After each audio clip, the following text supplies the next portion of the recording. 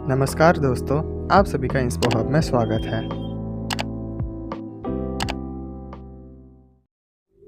प्राचीन समय की बात है। एक गांव में एक नवीन नाम का लड़का रहता था। युवक का परिवार बहुत गरीब था। उसके परिवार में हर दिन किसी न किसी बात को लेकर झगड़ा होता रहता था। वो युवक इन झगड़ों से बहुत परेशान रहता था।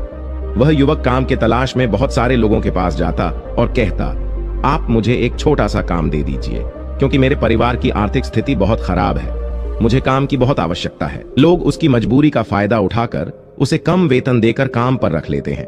तो उसे पता चलता है कि गांव में एक गौतम बुद्ध आए हुए हैं।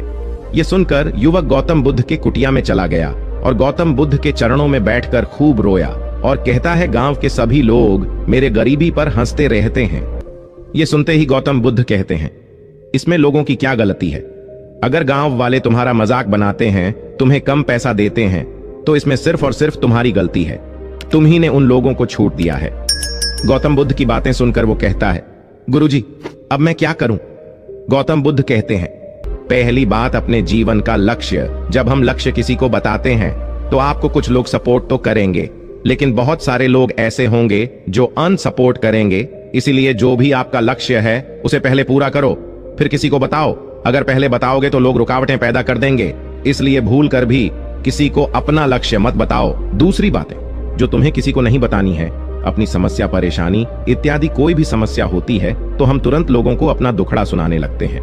लेकिन दूसरे लोगों को अपनी परेशानी बताने का यही मतलब है कि हम अपने लिए एक और नई परेशानी खड़ा कर रहे हैं। क्योंकि जब हम किसी को अपनी समस्या बताते हैं तब तो हमें कुछ क्षण के लिए बहुत अच्छा महसूस होता है।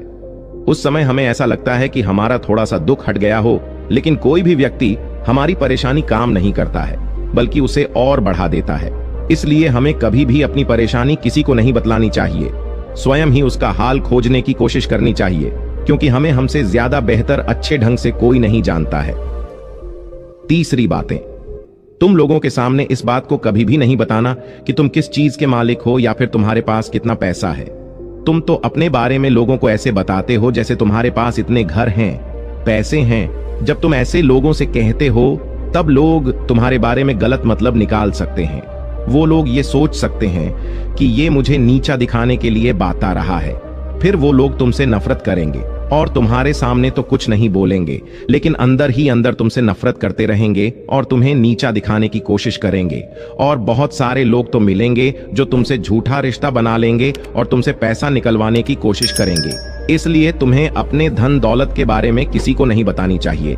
चौथी बातें, कभी भी अपने परिवार की समस्या किसी को नहीं बतानी चाहिए। हम सभी के घर परिवार में कोई ना कोई समस्या जरूर पैदा हो जाता है, तो हमें इस समस्या के बारे में किसी को नहीं बतानी चाहिए। और जब हम इसके बारे में बताते हैं तो लोग मजे लेकर पहले सुनते हैं और उन्हें कोई फर्क नहीं पड़ता है कि तुम किस परेशानी में हो, बल्कि लोग तो इस चीज का फायदा भी उठा सकते हैं। इसलिए अपनी परिवार की समस्या को खुद ही सुलझा लेना चाहिए। यदि तुम ऐसा नहीं करोगे, सिर्फ लोगों को बताते रहोगे, तब लोग तुम्हारे बारे में ये सोचने लगेंगे कि ये कुछ कर नहीं सकता है, छोटी छोटी बातों पर परेशान हो रहा है, तो ये आगे चलकर भविष्य में समस्या का सामना कैसे करेगा। हम तो लोगों को अपने परिवार की समस्या सोचकर बताते हैं ताकि वो हमारी मदद कर सके, लेकिन ये दुनिया बहुत मतलबी है। इस दुनिया में कोई आपका खास नहीं है। इसलिए याद रखना, अपनी परिवार की समस्या किसी दूसरे को नहीं बतानी चाहिए। फिर गौतम बुद्ध उसको 5वीं बातें बताते हुए कहते हैं कि कभी भी अपनी सफलता का सीक्रेट किसी को मत बताओ। हम सफल कैसे बने हैं इसके बारे में बताना कोई गलत बात नहीं है। अगर सफलता की सीक्रेट को पहचान कर अपने लाइफ में आगे बढ़ता है तब तो बहुत अच्छी बात है। लेकिन कुछ लोग ऐसे होते हैं जिन्हें हम अपनी सफलता का सीक्रेट बता देते हैं और वो उस पर चलने लगते हैं, और जब वो असफल हो जाते हैं तो फिर हमें ही दोषी ठहराने लगते हैं और बोलते हैं कि काश मैं इसके बताए हुए रास्ते पर नहीं चलता तो आज मैं सफल होता। लेकिन एक बात का खास याद रखना, सबके लिए सफलता का एक ही सीक्रेट काम नहीं करता है।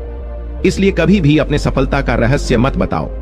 उम्मीद करता हूँ आपको ये वीडियो पसंद आया। अगर ऐसी ही कहानियाँ आप भविष्य में सुनना चाहते हैं तो हमारे चैनल को सब्सक्राइब कीजिए और इस वीडियो को लाइक कीजिए। धन्यवाद।